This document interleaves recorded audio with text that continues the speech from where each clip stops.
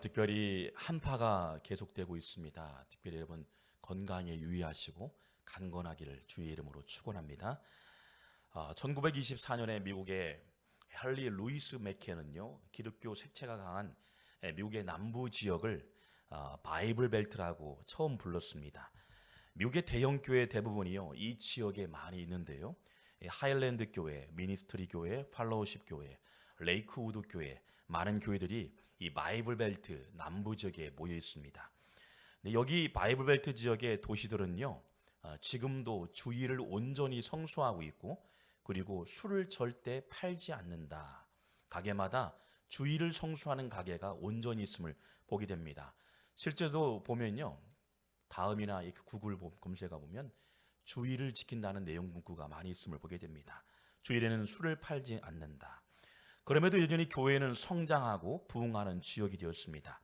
분명한 신앙관을 정립하고 결단한 사람들, 바로 바이블 벨트의 사람들이었다. 1967년 이스라엘이요 아랍권 13개국과 전쟁할 때요, 당시에 국방부 장관이었던 이 다한이 성명을 발표합니다. 지금 이스라엘 군대는 막강한 최신 무기로 무장했다. 우리는 이 무기로 아랍 연합군을 몇 시간 안에 물리칠 것이다 라고 공포했습니다. 이 소식이 전파를 타고요, 전 세계에 퍼지고 아랍 국가들은 물론 미국과 또한 러시아, 또한 유럽의 많은 강대국까지 초비상 상태에 들어갔습니다. 이스라엘이 핵무기보다 더 강력한 무기를 개발했다고 생각했기 때문입니다. 그리고 성명이 발표된 지 정확히 6일 만에 전쟁이 완료가 됩니다. 결과는 이스라엘이 전쟁에서 승리하는 결과를 얻게 됩니다. 전쟁이 끝난 후 다한 국방부 장관은 다시 성명을 내놓습니다. 어떤 무기로 전쟁을 이겼을까? 어떤 무기가 있었길래 전쟁에 확답을 했을까? 이 다한 국방부 장관이 이렇게 말합니다. 우리의 승리는 최신 무기 덕분이었다. 그것은 이스라엘 전군의 가슴 속에 있는 하나님께 세우신 나라에 대한 불타는 애국심과 머릿속으로 그린 승리 뒤의 미래였다라고 소개하고 있습니다. 한 사람의 단호한 결단 한마디가요, 국가 주변들을 불안하게 했고요, 심지어 전쟁에서 승리하게 된 원동력이 되었다라고 실제 이와기 말하고 있습니다. 오늘 본문에 역시 마찬가지로 열정의 사람 한 사람이 등장합니다. 단호한 결정, 단호한 분명한 메시지를 갖고 있는 한 사람이 등장합니다. 저는 이 본문 말씀을 매우 좋아하고 많이 읽습니다. 이 말씀을 참 좋아합니다. 개인적으로요. 노년의 이불을 덮어도 따뜻하지 아니했다라고 소개하고 있습니다. 특별히 이스라엘 3대 왕 가운데 하나였던 다윗 왕을 소개하고 있습니다.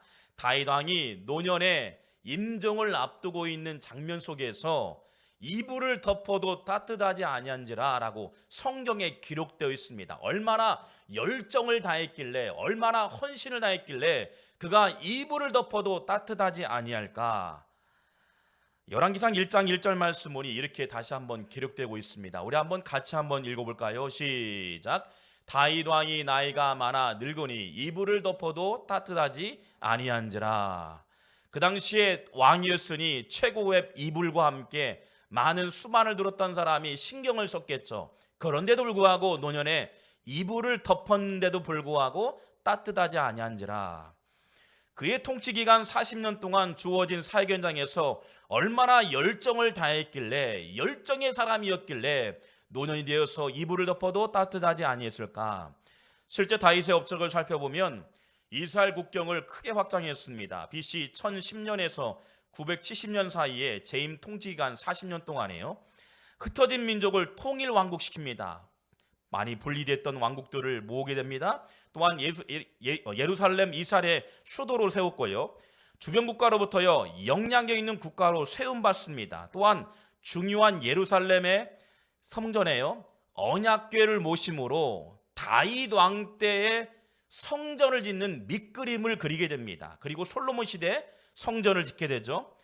그 또한 보니까요, 신앙의 분명한 정체성을 세워갔던 업적을 이루었다. 그의 열정적인 단호한 결단이요 중동 지역의 패권 국가의 영향력의 빛을 발하는 역사를 보여주게 됩니다. 단호한 결단, 그의 헌신, 그 젊은 때에 하나님께 열정을 다했던 그 헌신들의 산물이요 좋은 결과를 낳게 되었다. 여러분, 구세군 118년 역사상이요 개인적으로 최고의 기부를 낸 화제가 된 인물이 있습니다. 1120억을 기부한 여인인데요. 돈이 많기도 하고요. 많은 사람들에게 인지도가 높은 영향력 있는 사람 중에 한 사람이었습니다. 그녀의 남편은 크록입니다. 크록이라는 사람입니다. 남편 크록은 원래 종이컵 판매왕이었습니다. 그는요 종이컵을 팔아서요 모은 돈으로요 시카고에서 햄버거와 감자튀김을 장사를 했습니다. 그는 빵이 가장 맛있게 익는 온도와 고기를 개발했고요. 그리고 가장 부드럽게 익히는 법을 개발했습니다. 그리고 꼼꼼하게 메모를 하였고요. 이 연구를 토대로요 1955년에 버거 가게를 차렸습니다. 전 세계 CIA도 뚫지 못하는 곳까지 매장이 있을 정도로요 탁월한 장사꾼이었다. 여러분 그의 나이 52세 때에 버거 브랜드의 자산 가치가요 330조였습니다. 그러니까 연세가 많이 되었지만 그 나이에 때에 보니까 자산 가치가 330조, 114가국에요 3만 5천 개의 매장을 소유하고 있는 버거 왕 중의 왕, 버거 판매왕이었습니다. 다름 아닌 맥도날드 회사의 창업주의 이야기입니다. 남편과 그의 열정이요 전 세계 패스트푸드의 판도를 바꾸게 됩니다. 전주시에도 마찬가지로 많은 곳에 버거가 있죠. 그 중에도 맥도날드 버거가 있으면 오게 됩니다. 그의 나이 53세 은퇴 나이에요 이런 명언을 남깁니다. 인내 없이 이룰 수 있는 일은 이 세상에 아무것도 없다. 재능만으로는 안 된다. 위대한 재능을 가지고도 성공하지 못한 사람은 많다. 천재성으로도 안 된다. 성공하지 못한 천재는 웃음거리만 될 뿐이다. 교육으로도 안 된다. 세상은 교육받은 낙오자로 넘치고 있다. 오직 인내와 결단력 그리고 끈기만이 무엇이든지 이룰 수 있다. 여러분 최고의 부를 지었던 사람, 당시에 3만 5천의 매장을 갖고 있었던 맥도날드의 창업주, 그녀의 한마디가 이렇게 말합니다. 끈기 있는 결단력, 인내력, 그게 성공을 주도했다. 여러분 인내와 결단, 끈기, 지금의 세계 최고의 명성을 날리는 버거의 대가가 됐음을 보게 됩니다. 여러분 반면 이 결단 있는 반면 이 다윗의 혈통을 보니까 다윗의 단호하고 결단을 리더십에 반해서요 통일 왕국을 이뤘지만 실제적으로 고대 최강국이었던 이스라엘 왕국이요 한 사람의 잘못된 선택으로 말미암아 국가가 나눠짐을 보게 됩니다. 북이스라엘과 남이스라엘로 나눠지고요. 그리고 국가는 유린당합니다. 심지어는 주변에 있는 아수르와 바벨론에서 나라가요 풍지박산 만나는 사건을 만나게 됩니다. 다름 아닌 다윗의 아들 솔로몬의 잘못된 선택이 국가의 위기를 맞이하죠. 강성했던 왕국 남과 북으로 나눠지고요. 수많은 외세에 처참하게 멸망되어지는 사건의 발단이 한 사람의 잘못된 선택이었다. 이게 무엇이요? 화려했던 이스라엘 통일왕국 산산이 사라지게 되었을까? 무엇 때문에 사라졌을까요? 열왕기상 11장 1절, 4절, 6절 말씀이 사라졌던 이유, 그리고 다윗 왕 때 이루었던 업적이 산상조각 났던 이유가 솔로몬 시대의 잘못된 판단의 이야기가 성경에 기록되고 있습니다. 11장 1절 말씀 보니 솔로몬 왕이 바로의 딸 외에 이방의 많은 여인을 사랑하였다라고 나와 있습니다. 당시에는요 이방 여인과 결혼하는 것은 금기였습니다. 하나님의 법을 어기는 일이었습니다. 4절 말씀 보니까요 나이가 많을 때 그 여인들이 그의 마음을 돌렸다라 말합니다. 이방 신들을 모셨고요 그리고 그 신들을 따르겠다라 말합니다. 그리고요 다윗과 마음이 동일하지 않도록 아버지 선친 때 이루었던 업적들을 모두 무시하게 해요. 그리고 다윗의 마음 같지 않도록 그의 마음을 돌렸다라고 소개하고 있습니다. 6절도 마찬가지로 다윗이 여호와를 온전히 따름같이 따르지 아니했다라고 소개하고 있습니다. 아버지의 업적을 하루아침에 잘못된 선택으로 말미암아 모든 것을 망치게 되었다. 솔몬의 잘못된 선택, 이방 여인을 선택한 것, 다윗의 마음과 같이 아니했던 것, 다윗과 같이 온전히 따르지 아니했던 것, 계속해서 선친의 다윗을 언급함을 보게 됩니다. 여러분 아들이 아버지가 어떻게 지난 과거에 했는가 다 면밀히 보았겠죠. 그리고 성군 다윗 통일 왕국을 이루면서 아버지가 어떻게 이루었는지 눈으로 보았던 것이 바로 솔로몬이었습니다. 그리고 어떻게 하나님의 은혜를 경험하고 복을 받기도 하고 성군 다윗으로 하나님께서 귀하게 쓰임받는 다윗 왕을 보면서요 보고 자라왔던 솔로몬이었습니다. 그런데요, 그렇게 보고 배우고 봤지만 그의 순간 잘못된 선택이요, 아버지의 업적도 무너지게 되고요, 심지어는 그 당시의 솔로몬 시대 나라가 쪼개지는 처참한 비극을 맞이했음을 보게 됩니다. 열왕기상 3장 6절 말씀 보면 다윗이 어떤 인물이었길래 성군 다윗이었고 어떻게 쓰임 받았는가 분명하게 소개되고 있음을 보게 됩니다. 열왕기상 3장 6절 말씀 보면 솔로몬이 이르되 주의 종 다윗이, 내 아버지 다윗이 성실과 공의와 정직한 마음으로 주와 함께 주 앞에서 행함으로 주께서 그에게 큰 애를 베푸셨다라고 소개하고 있습니다. 하나님께서 은혜를 주셨는데 어떤 마음이었기에, 어떠한 자세, 어떠한 애티튜드를 가졌길래 그에게 하나님의 은혜를 받고 경험했을까? 이걸 우리가 한번 캐치했으면 좋겠어요. 믿음의 성도들이 적어도 다윗 시대 어떤 자세, 어떤 마음이었기에 그를 복되게 하셨고 그를 사용하셨을까? 그런데 솔로몬이 분명하게 정확하게 다윗은 이런 분이었습니다, 우리 아버지는 이런 분이었습니다라고 소개하고 있습니다. 첫 번째 보니까 다윗이요, 성실한 사람이었다라고 나와 있어요. 두 번째, 공의로운 사람이었다. 세 번째, 정의로운 사람이 나와 있습니다. 영어 보니까요, faithful이라는 단어가 있고요, 성실은요, 공의는 rightness예요, 정직은요, upright라는 단어입니다. 성실한 단어는요, 부정이 한치의 점이라도 끼어들지 못하는 자세, 부정이라는 마음이 있는데 이 마음속에 부정이라는 한 점이 들어오지 못하도록 있는 상태래요. 그러니까 믿음이 꽉 찬 상태를 페이스풀, 성실한 자라고 말하고 있는 거예요. 다윗에게는 온전한 믿음이 있는 거예요. 세상에 수많은 유혹과 부정의 마음이 들어올지라도 믿음으로, 꽉 찬 믿음으로 승리하고 이겨냈다. 두 번째 보니까 라이트니스라는 단어가 나옵니다. 히브리어 보니까요, 미시파트와 체덱, 하나님의 언약 관계를 이룰 때요, 하나님의 은혜가 임하는데 하나님의 의로움으로 살아가는 다윗의 마음을 보게 되는 거예요. 하나님 앞에서도 의로운 백성이었고요, 한 성도였습니다. 한 성도의 삶을 살아가요. 또한 백성들에게는 성군 다윗의 모습, 백성들을 잘 케어하고 돌보면서 백성들의 안녕을 위해서 기도했던 불의를 보면 절대적으로 변함없는 한결같은 마음이 바로 다윗의 마음이었다.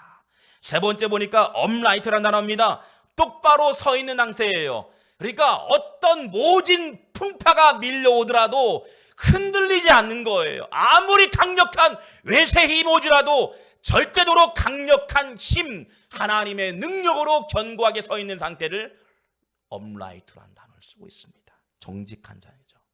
부정에 손대지 않는 것, 거짓말하지 않는 것, 순수한 마음을 갖고 있는 것, 이게 다윗의 신앙의 정신이었다. 그런데 중요한 단어가 또 등장합니다. 여러분, 그런 마음들, 갖고 있는 마음, 소망하는 마음 다 있죠. 그런 마음을 없는 사람 없겠죠. 다 누구나 정직하길 원하고 바르길 원하고 남의 것 손대지 않고 정직한 마음, 그런 마음 누구나 갖길 원하는 마음 다 있습니다. 그런데 행실하는가, 실행하는가가 중요했던 거예요.